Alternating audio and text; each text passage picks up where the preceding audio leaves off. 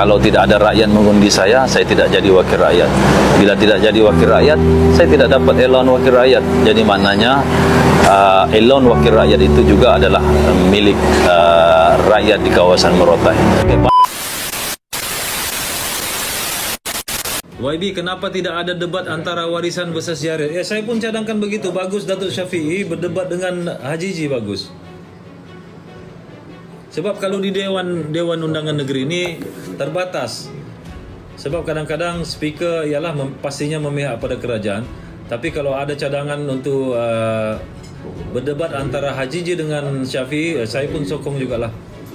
Jadi di situ rakyat boleh menilai siapa yang lebih berpengalaman, lebih berpengetahuan, siapa yang layak untuk mentadbir negeri.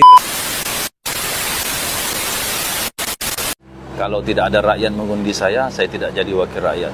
Bila tidak jadi wakil rakyat, saya tidak dapat elon wakil rakyat. Jadi maknanya elon wakil rakyat itu juga adalah milik rakyat di kawasan Morotai. Banyak sebenarnya pertanyaan-pertanyaan ini selalu diajukan kepada saya. Sama ada di media sosial ataupun secara pribadi, langsung telepon atau WhatsApp saya, kenapa masih setia bersama warisan? Warisan ini kami bina dari kosong. Pada 2016 saya menyertai warisan pada masa itu. Saya juga telah dilantik sebagai ketua penaja untuk Wira Warisan Kalabakan. Jadi kita bina warisan di Kalabakan ini dari kosong. Dari kosong.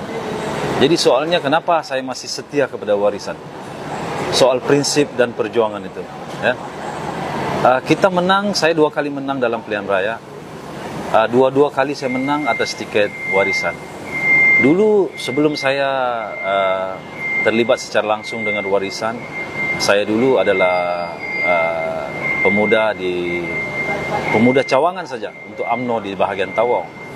So bila diberi peluang oleh warisan untuk lead Ketua Wira sebagai penaja di Kalabakan, dari situlah saya menyelami dari awal perjuangan ini, apa yang dibuat oleh Datuk Syafiee, dan saya cukup tertarik dengan perjuangan ini. So pertama, sebab saya masih setia adalah prinsip dan perjuangan yang saya sebutkan tadi. Kedua adalah soal kepimpinan Datuk Seri Shafie Apdal sendiri.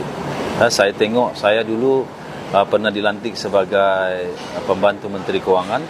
Saya terlibat dengan banyak mesyuarat dan juga keputusan-keputusan kerajaan yang kita ambil.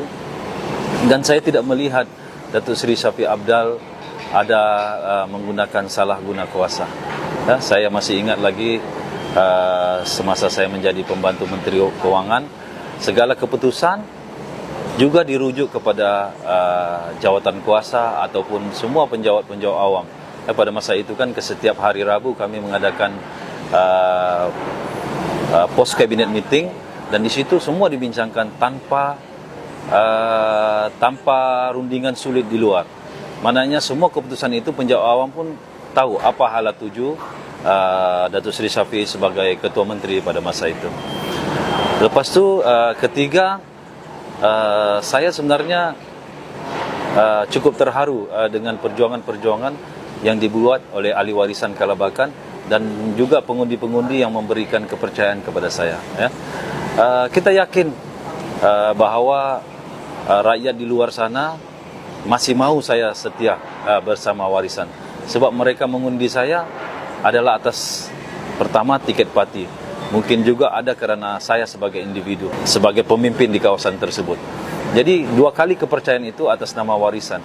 Jadi saya tidak akan sekali-sekali meninggalkan perjuangan ini, dan saya juga tidak akan sekali-sekali mengkhianati perjuangan ini. Betul, mungkin pernah ada tawaran-tawaran juga untuk saya pindah ke parti-parti tertentu, tetapi saya telah berpikir panjang dan saya rasa saya selalu minta petunjuk daripada Allah Subhanahu Wa Taala, dan inilah keputusan yang saya telah ambil, dan saya rasa ini juga petunjuk Allah Subhanahu Wa Taala supaya saya terus berjuang. Pada saya, walaupun kita adalah pembangkang di negeri, selama ini sudah 3 tahun lah daripada 2020, September 2020, kita telah menjadi pembangkang sehingga hari ini Oktober 2023 sudah genap 3 tahun lah sebagai pembangkang. Tapi alhamdulillah walaupun kita sebagai pembangkang, tetapi kita juga boleh menyuarakan hasrat dan juga keinginan rakyat di kawasan kita. Tidak semestinya kita jadi pembangkang, kita akan terus tidur dan tidak bantu rakyat di kawasan kita. InsyaAllah apa yang termampu rakyat pun paham. Ya. Saya mungkin tidak ada dapat peruntukan sama ada pembangunan ya daripada kerajaan negeri. Tapi alhamdulillah kita masih boleh berjuang dan membantu rakyat daripada allowance gaji kita sebagai wakil rakyat. Sebab pada saya, kalau tidak ada rakyat mengundi saya tidak jadi wakil rakyat. Bila tidak jadi wakil rakyat, saya tidak dapat allowance wakil rakyat. Jadi maknanya allowance wakil rakyat itu juga adalah milik rakyat di kawasan Merotai.